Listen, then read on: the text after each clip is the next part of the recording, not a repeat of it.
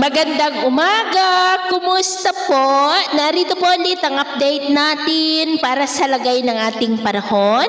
Ngayong umaga po ng January 11, 2026. Sa ngayon po ay easterlies ang hangin na umiihip sa silangan ng ating bansa, lalo na sa silangan ng Southern Luzon, Visayas at Mindanao. At hanging amihan pa rin ang patuloy na umiiral sa Northern Luzon at Central Luzon. At kung niyo pong napapansin ay may nagsisimula na po na sirkulasyon dyan sa may southeast ng Mindanao.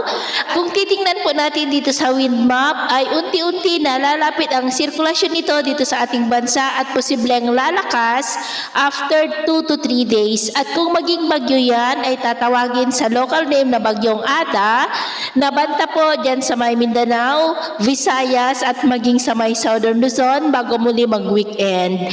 Pero paalala lamang po na maaari pa na magbago ang forecast na ito, kaya patuloy po tayong mag-antabay sa mga susunod po na updates. At ito nga ang pinapakita ng forecast model natin pong ginagamit hanggang po sa susunod na 2 linggo. At sa lagay ng ating panahon, ngayong madaling araw ay maayos naman ang panahon sa malaking bahagi ng bansa.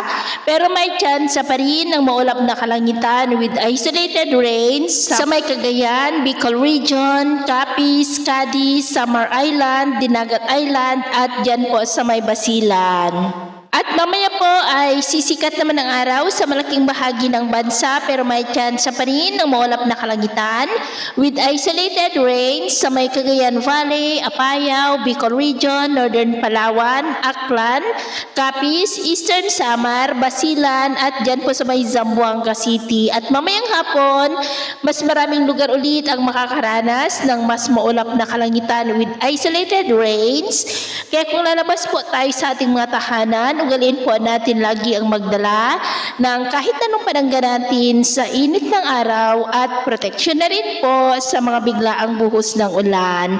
At sa atin naman pong mga baybayin, iwasan na muna natin ang papalaot sa silangang baybay ng ating bansa, kanlurang baybay ng Northern Luzon at sa mga baybay ng extreme Northern Luzon dahil ang mga alon po ay posibleng aabot hanggang sa 2 to 3 meters height. Kaya hanggat maaari ay iwasan na po muna natin ang papalaot dyan sa mga may kulay pula para mas makaiwas sa mga sakunang pangkaragatan.